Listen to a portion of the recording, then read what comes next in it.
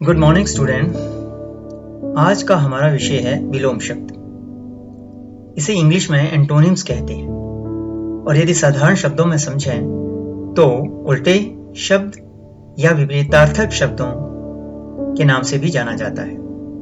वैसे तो आप सोच रहे होंगे कि विलोम शब्द में समझने की क्या आवश्यकता है, लेकिन बच्चों ऐसा नहीं है। विलोम शब्दों में भी कुछ ऐसे नियम हैं जो कि जानना आवश्यक है। तो चलिए शुरू करते हैं आज का वीडियो। आगे बढ़ने से पूर्व इसके लर्निंग आउटकम्स क्या हैं ये जान लेते हैं।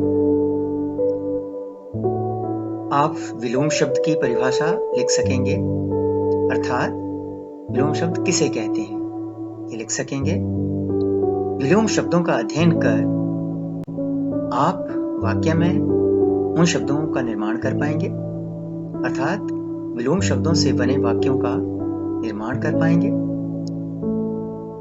फिर एक और नई जानकारी है कि आप जब विलोम शब्द बनाएंगे तो तत्सम शब्दों के साथ तत्सम और तद्भव शब्दों के साथ तद्भव विलोम शब्द का ही प्रयोग कर पाएंगे। बच्चों, आप सोच रहे होंगे कि ये तत्सम क्या है और तद्भव क्या है। इसे मैं आगे विस्तार से समझाऊंगा, लेकिन एक बात जान लीजिए कि तत्सम वह शब्द होते हैं जो संस्कृत के एज इट इज हिंदी में ले लिए गए हैं, जैसे अग्नि शब्द। और तद्भव वह शब्द हैं जो कि हिंदी के अपने हैं। तत् मीन्स उससे, भव मीन्स उत्पन्न, तो संस्कृत से उत्पन्न है, क्योंकि हिंदी भाषा की जननी है संस्कृत। तो तद्भव शब्द हिंदी के अपने हैं।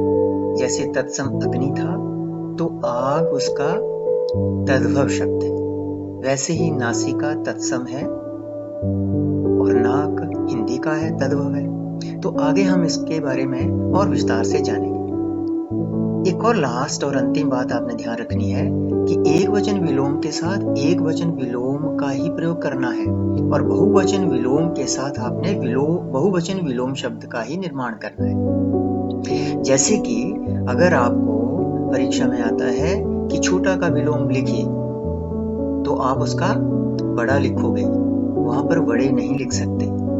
अगर छोटे हैं तो बड़े लिखना होगा। इसी तरह से अगर अच्छे आता है तो आपको बुरे लिखना होगा, वहां पर बुरा नहीं लिख सकते, क्योंकि ये नियम है, अच्छे का बुरे और अच्छा का बुरा।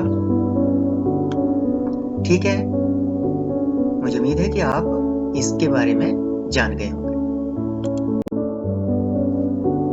अब विलोम शब्दों की परिभाषा जान लेते हैं। शब्दों का विपरीत अर्थ अर्थात उल्टा अर्थ देने वाले शब्द विलोम शब्द होते हैं।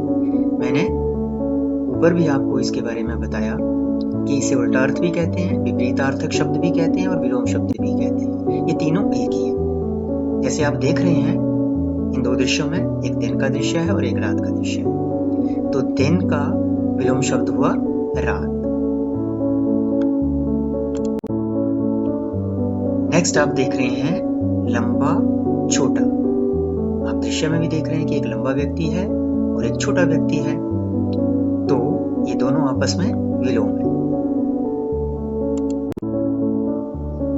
एक और उदाहरण देख लेते हैं। जैसे कि आप देख रहे हैं एक शहर का चित्र है और दूसरा गांव का चित्र है, तो शहर का विलोम शब्द हुआ गांव। बच्चों, आपको पता चल गया कि विलोम शब्द क्या होते हैं। अब आगे बढ़ने से पहले इन बातों का आपने ध्यान रखना है। क्या है कि एक वचन शब्द का विलोम एक वचन शब्द में ही लिखना चाहिए। छोटा बड़ा, छोटे बड़े, अच्छा बुरा, अच्छे बुरे, जैसे सिंगुलर और प्लूरल जिसे हम इंग्लिश में कहते हैं। मैंने ऊपर आपको अच्छे से इसे समझा दिया कि अगर आपको विलोम शब्द छोटा का लिखना है तो बड़ा लिखना होगा, बड़े नहीं लिख सकते। अगर अच्छा आता है तो बुरा लिखना है, अगर अच्छे आता है तो बुरे लिखना है। तत्सम शब्दों का विलोम भी तत्सम शब्द में ही, जैसे कि अंधकार का प्रकाश। अब ये तत्सम है, अंधकार आपको पता है कि अंधेरा होता है, लेकिन वो अंधेरा शब्द जो है वो तद्भव है। तो तद्भव शब्दों का विलोम तद्भव में ही होना चाहिए। अंधेरा का उजाला, अंधेरा का प्रकाश नहीं हो सकता, आप नहीं लिख सकते, क्योंकि ये इसका नियम है। चलिए कुछ महत्वपूर्ण विलोम शब्दों के उदाहरण देखते हैं जो कि आपके पाठ्यपुस्तक में हैं और आई थिंक परीक्षा में भी पाठ्यपुस्तक के अनुसार ही पूछे जाते हैं। तो उसके उदाहरण यहाँ पर हैं। चुस्ती, आलस्य, उत्तीर्ण, अनुत्तीर्ण। अब मैंने यहाँ पे ब्रैकेट में तत्सम लिखा है, तो तत्सम मीन्स ये संस्कृत का है। उत्तीर्ण, अनुत्तीर्ण। अगर उत्तीर्ण का अगर हम तद्भव देखें तो सफल, और अनुत्तीर्ण मीन्स असफल। तो यहाँ पर अगर तद्भव होता तो सफल का असफल लिखते। ठीक है बच्चों, आप जान गए होंगे, क्योंकि मैंने ऊपर बताया था कि तत्सम का तत्सम विलोम शब्द ही लिखना है। ये दृश्य में भी देख रहे हो, हर्ष, विषाद। तो हर्ष प्रसन्नता होता है यानी आनंद, और विषाद होता है दुख। तो ये भी तत्सम के उदाहरण है। नेक्स्ट, तरल, ठोस, नश्वर, शाश्वत, दंड, पुरस्कार, गुण, अवगुण, स्तुति, निंदा, सबल, निर्बल, दुरुपयोग, सदुपयोग। आगामी, विगत। फिर मैंने तत्सम का ब्रैकेट में आपको याद कराया कि ये भी तत्सम है। बच्चों, इस अभ्यास में अधिकतर तत्सम है, क्योंकि आपकी क्लास बड़ी है, इसलिए वो जो साधारण विलोम शब्द है वह नहीं दे सकते। तो आपको अपने स्तर के अनुसार, आपकी कक्षा के स्तर के अनुसार तत्सम शब्दों का ही प्रयोग करना पड़ेगा। इसीलिए यहाँ पर आपकी जो पाठ्य पुस्तक में है वे भी अधिकतर तत्सम शब्द ही हैं। दुखद, सुखद, आयात, निर्यात, दुर्भाग्य, सौभाग्य, अनुज, अग्रज, योग्यता, अयोग्यता, उन्नति, अवनति, आदि, अंत, सम्मान, अपमान। उष्ण, शीत।